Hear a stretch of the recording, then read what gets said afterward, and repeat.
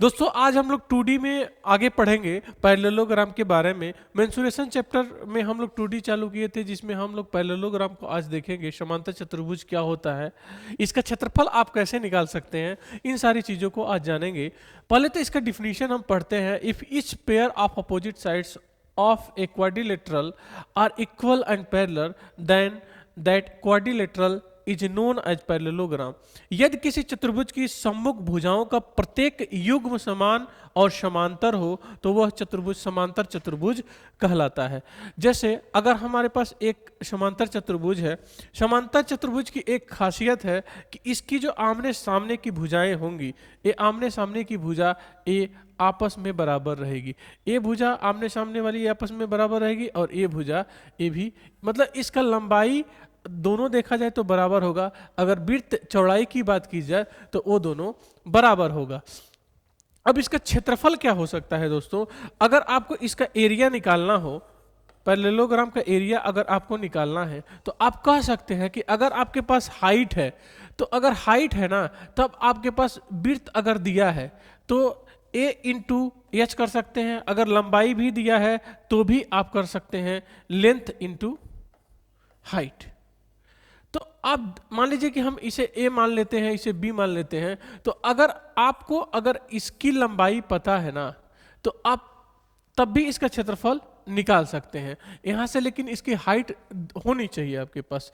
अगर आप वृत्त इसका जान रहे हैं कि वृत्त कितना है, तो आप अगर वृत्त पता है तो हाइट अगर दिया है तो भी आप निकाल सकते हैं। यानी आप यहां पर इसको इस तरह लिख सकते हैं कि a इंटू एच भी लिख सकते हैं और b इंटू एच भी लिख सकते हैं।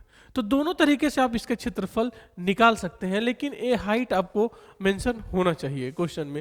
अब जरा देखिए, इस पर हम एक क्वेश्चन करते हैं, अभी आप बिल्कुल समझ जाएंगे कि इस पर जब क्वेश्चन हम करेंगे तो।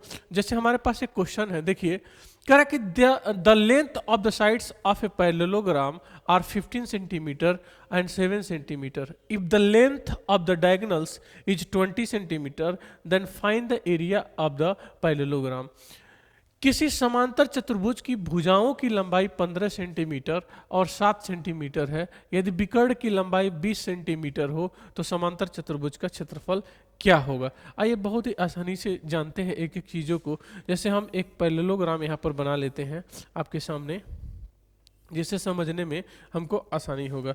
हम कह देते हैं कि जो इसकी लंबाई है ये 15 सेंटीमीटर है, और अपना इसकी जो चौड़ाई है ये 7 सेंटीमीटर है, और यहां से विकर्ण की लंबाई दिया है कि ये कितना है, 20 है, तो 20 सेंटीमीटर है। तो अगर हम बात करेंगे तो आप यहां पर देख रहे होंगे कि एक यहां पर दो विषम बाहु त्रिभुज बन रहा है। और जब विषम बाहु त्रिभुज बन रहा है तो विषम बाहु त्रिभुज का क्षेत्रफल आप क्या निकालते हैं?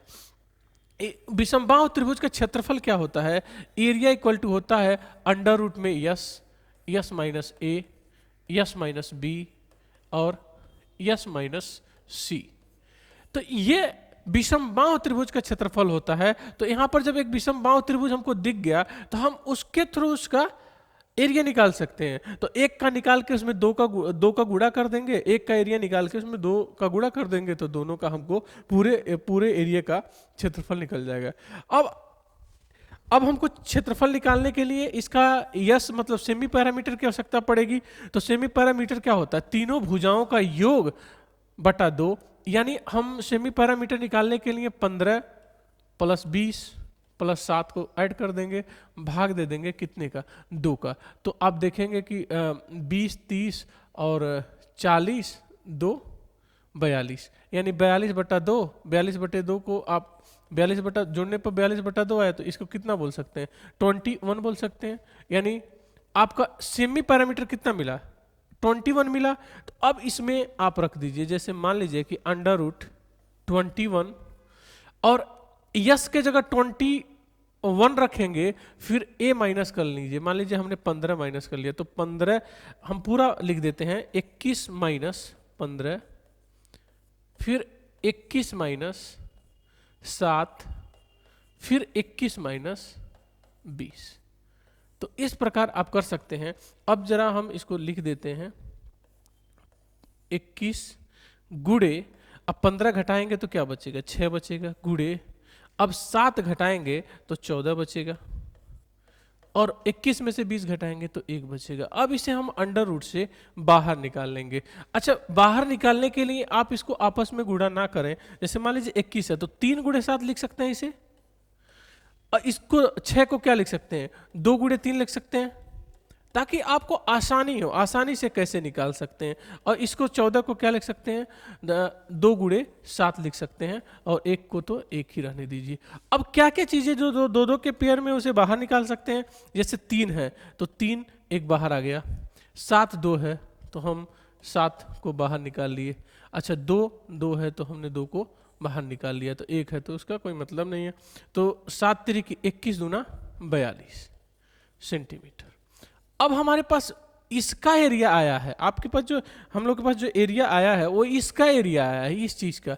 तो इसका आया है 42 सेंटीमीटर अगर एरिया आया है, तो अब इसका हम डबल कर देंगे तो इस टोटल का एरिया क्षेत्रफल निकल जाएगा कि नहीं, यानी 42 गुणे 2, तो कितना हो जाएगा, 2 दूना 4 और 4 दूना 8, 84 सेंटीमीटर इसका क्षेत्रफल हो जाएगा।